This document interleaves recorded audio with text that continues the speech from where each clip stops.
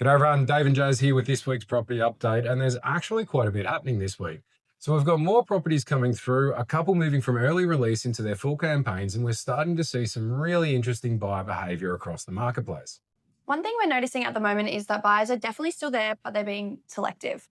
Good properties that are positioned correctly are getting attention, but buyers aren't necessarily rushing into everything that hits the market. So, pricing and how property is launched remain really important.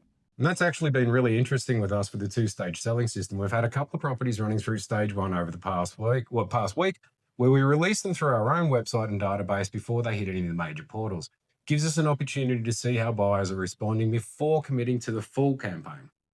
And we're now starting to move some of those through to stage two. 45 Sellick Drive in Croydon has now launched into its full campaign, and 4 Shrubby Walk in Croydon South will follow later this week. So we're getting to see the system operating exactly as it was designed. Test first, look at the data and buyer feedback, and then make the next decision.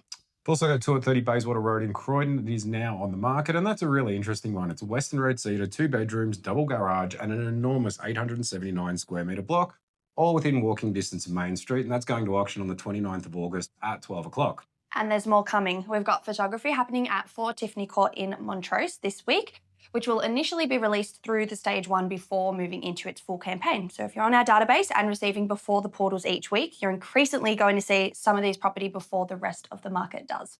And that's probably the biggest change that we're seeing in our business at the moment. Rather than just putting a property online and hoping like hope that the market responds, we're getting more information earlier, who's looking, what they're clicking on, and what buyers are responding to, and where the interest is actually coming from. It doesn't replace conversations with buyers. Obviously, it just gives us better information to have those conversations. And for sellers, particularly in the market where buyers are selective, that's incredibly useful, because sometimes the answer is price, sometimes it's presentation, sometimes it's simply that the right buyer hasn't seen it yet.